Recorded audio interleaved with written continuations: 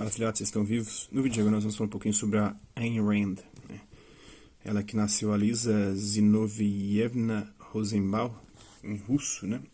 Nasceu em São Petersburgo no dia 2 de fevereiro de 1905 e morreu em Nova York no dia 6 de março de 1982. Foi uma escritora, dramaturga, roteirista e filósofa norte-americana, mas na verdade é de origem judaico-russa, mais conhecida por desenvolver um sistema filosófico chamado de objetivismo e por seus romances também.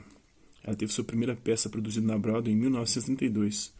Depois de dois primeiros romances que inicialmente não tiveram sucesso, ela alcançou fama com seu romance de 1943, o The Fountainhead, ou A Nascente. Em 1957, Rand publicou seu trabalho mais conhecido, o romance Atlas Shrugged, ou A Revolta de Atlas, ou Quem é John Galt. Posteriormente, ela se voltou para a não-ficção para promover sua filosofia, publicando seus próprios periódicos e lançando várias coleções de ensaios, até sua morte em 1982. Ela foi citada, tem uma citação dela, citação de Ayn Rand, uma placa do Walt Disney World, na Disney. Ao longo dos séculos, existiram homens que deram os primeiros passos em novas estradas armados apenas com sua própria visão. Rand defendeu a razão como único meio de adquirir conhecimento e rejeitou a fé e a religião. Ela apoiou o egoísmo racional e ético e rejeitou toda forma de altruísmo, que para ela nada mais é do que um eufemismo para as pessoas que querem controlar a vida dos outros. Na política, ela condenou a iniciação da força como imoral, o uso da força como imoral, e se opôs ao coletivismo e ao estatismo, bem como ao anarquismo. Em vez disso, apoiou o capitalismo laissez-faire, que definiu como um sistema baseado no reconhecimento dos direitos individuais, incluindo os direitos de propriedade. Na arte, Rand promoveu o realismo romântico. Ela criticava fortemente a maioria dos filósofos e tradições filosóficas conhecidas por ela, com exceção de Aristóteles, que ela equivocadamente chamou de individualista, Tomás de Aquino e os liberais clássicos. Críticos literários receberam a ficção de Ayn Rand com críticas misturadas, tendo a academia ignorado em um primeiro momento a sua filosofia, muito embora o interesse acadêmico tenha aumentado nas últimas décadas e principalmente recentemente, graças ao livro do professor doutor da UFA aqui de Berlândia, o Denis Xavier, que é a coleção Breves Lições da Ayn Rand, e acho que a crítica do coletivismo. O movimento objetivista tenta espalhar suas ideias tanto para o público quanto em contextos acadêmicos, onde ela é mais fraca, mais popularidade ela tem ganhado, principalmente nas redes sociais. Ela tem sido uma influência significativa entre libertários, liberais clássicos e conservadores americanos. Sua vida e juventude ela passou na Rússia, e o início dos estudos dela. Lisa Zinovyevna Rosenbaum nasceu em São Petersburgo no dia 2 de fevereiro de 1905, que é o 20 de janeiro do calendário juliano, do calendário que eles usam lá, em uma família judaica de agnósticos, ou seja, de pessoas que acreditavam que não seria possível conhecer a Deus, se ele existe ou não, de classe média, composta por 3 filhos, dos quais ela era a mais velha. Seu pai, o Zinov Zakharovich Rosenbaum, farmacêutico, nasceu em Brest-Litovsk, em 18 de novembro de 1869, enquanto sua mãe, Anna Borisovna Kaplan, nasceu em São Petersburgo no dia 15 de outubro de 1880. Desde a juventude, Rand se mostrou muito interessada em literatura e cinema, escrevendo seus primeiros romances e roteiros por volta dos 7 anos de idade. Aos 9 anos, ela decidiu se tornar escritora. Ela foi influenciada particularmente por Walter Scott e Alexandre Dumas, e entusiasmou-se com o romantismo, o movimento romântico. Uma de suas maiores influências da época foi o livro The Mysterious Valley, o Mistério do Vale, do romancista Maurice Champagne, cujo personagem principal, um homem heróico e virtuoso, marcou a imaginação de Rand. Este modelo de personagem é encontrado em todo o seu trabalho, e em particular no personagem principal de Atlas Shrugged, ou A Revolta de Atlas, ou John Galt. Aos 13 anos descobriu aquele que se tornou o seu autor favorito, o Victor Hugo. Na faculdade, ela se revelou brilhante em matemática. Em 1912, sua família mudou-se para Nevsky Prospekt, localizada no distrito de Znamenskaya. A jovem Alissa Rand participou de sua primeira exposição dedicada a imagens e filmes em 1913. Na época, a cidade de São Petersburgo foi um dos focos de agitação revolucionária na Rússia czarista. No início da Revolução de Fevereiro, Rand apoiou a ação de Kerensky, mas com a chegada dos bolcheviques ao poder em outubro de 1917, o confisco da farmácia do seu pai pelo governo revolucionário, sua família foi obrigada a fugir para a Crimeia. Os Rosenbaum estabeleceram-se em Yevpatoria, até o distrito ser invadido pelos revolucionários em 1921. A partir desse dia, Rand tomou um ódio profundo pelos comunistas, sentimento que permeou todos os seus futuros escritos. Ela queimou seu diário, onde costumava escrever reflexões e críticas sobre os revolucionários.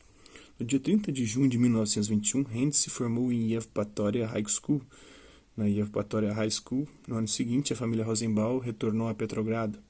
Alice, então, com 16 anos, começou a estudar História e Filosofia na Universidade Estatal de São Petersburgo, onde descobriu as obras de Edmond Rostand, Friedrich von Schiller, Aristóteles e Fyodor Dostoiévski. Seus estudos lhe deram acesso, em suas próprias palavras, a uma cultura milenar, através da qual ela passou a considerar prejudicial a influência das ideias comunistas na Rússia. Nos últimos anos de união das repúblicas socialistas soviéticas, ou seja, a União Soviética, ela foi forçada a integrar a propaganda comunista, e foi durante essa época em que ela formulou a base de sua crítica aos sistemas coletivistas. Em 13 de outubro de 1924, Alice se graduou e entrou no Instituto Estadual de Artes Cinematográficas. Ela estudou História e Política Americana e também descobriu o cinema norte-americano, incluindo os westerns, o faroeste, além de toda a cultura dos Estados Unidos. Ela se tornou uma admiradora da sociedade americana e seus valores individualistas e otimistas, percebendo que ela não poderia realizar o seu sonho de escrever romances na União Soviética por causa da censura comunista. Ela mudou-se para os Estados Unidos. Em 1925, ela publicou um panfleto sobre a atriz de cinema Pola Negri em Moscou e Leningrado. E em 1926, um pequeno ensaio intitulado Hollywood, a cidade do cinema americano. Sua vida nos Estados Unidos alcançou a fama com seu romance The Fountainhead, que foi lançado no Brasil com o título de A Nascente, deu origem a um filme homônimo, conhecido no Brasil por Vontade Indômita, publicado em 1943. Em 1957, lançou seu melhor e mais conhecido trabalho, o romance filosófico Atlas Shrugged. No Brasil, tem dois nomes, ou Quem é John Galt, inicialmente lançado em 1987 e posteriormente relançado em 2010 com o nome de A Revolta de Atlas. Sua filosofia e sua ficção enfatizam sobretudo suas noções de individualismo, autossustentação e capitalismo. Seus romances preconizam o individualismo filosófico e a livre iniciativa econômica. A sua filosofia, o objetivismo, filosofia desenvolvida por Ayn Rand, abarca os campos da epistemologia, metafísica, ética, política e estética. Ele foi primeiramente expresso por meio de romances como The Fountainhead e Atlas Shrugged, A Nascente e A Revolta de Atlas, e posteriormente ensaios sobre cada um dos campos mencionados. Mais tarde, o filósofo Leonard Peikoff, a quem Ayn Rand se referiu como seu herdeiro intelectual, expôs o sistema objetivista em toda a sua estrutura lógica em seu ensaio Objetivismo, a filosofia de Ayn Rand. O objetivismo argumenta que aqui estão os problemas da filosofia objetivista, porque o objetivismo ele crê que existe uma realidade, um objeto independentemente do sujeito. É uma realidade que existe independentemente do indivíduo que a concebe e a representa. Então a realidade existe independentemente da mente do observador, ou seja, da subjetividade, do indivíduo, da individualidade, do ego, do eu. É a realidade objetiva. Os indivíduos estão em contato com essa realidade através da percepção de seus sentidos que permitem a formação de conceitos seguindo um processo lógico indutivo e dedutivo. Aqui ela já deixa passar outros conceitos, outros processos de conhecimento, de percepção da realidade, como a intuição e também a abdução. A intenção moral da existência é a busca da felicidade. Sim, o próprio Aristóteles já falava isso, é que vemos a influência de Aristóteles, O egoísmo racional. O egoísmo, você só pensa no seu eu e tem que agir de forma racional, não de forma passional, nem baseado na fé, porque isso leva você a fazer ações absurdas, incompreensíveis e que vão prejudicar você e as outras pessoas, apesar de que você não deve se preocupar muito com os outros, apesar de que os outros é a realidade objetiva que está fora de você, Também faz parte da realidade objetiva. A intenção moral da existência é o único sistema social compatível com esse objetivo moral, do egoísmo racional, é essa esfera capitalista. Sim, é o único que dá liberdade para o desenvolvimento da individualidade, mas ao mesmo tempo essa liberdade é restrita, né? Ela não é, de forma ampla, nem todo mundo tem as mesmas oportunidades dentro desse sistema. Tem uns que têm muito mais liberdade, autonomia e chances do que outros. O papel da arte na vida humana, claro que não podemos comparar com o coletivismo que, em nome de uma suposta igualdade que gera miséria, suprime a liberdade. Mas é uma crítica ao sistema porque ele produz, exclui socialmente e economicamente as pessoas. O papel da arte na vida humana é transformar uma ideia metafísica em uma reprodução seletiva da realidade, em uma forma física que pode ser entendida e gerar uma resposta emocional. Minha filosofia, em essência, é o conceito do homem como um ser heróico. Ele acredita que cada indivíduo é o herói de si mesmo, da sua própria história, com a sua própria felicidade como meta moral de sua vida. E através do seu egoísmo tem que agir pensando em si mesmo, mas de forma racional. Porque de forma racional você pode prejudicar a si mesmo, né? E prejudicando os outros você pode também ter prejuízos para si mesmo. Com a realização produtiva como sua atividade mais nobre e a razão somente seu absoluto, né?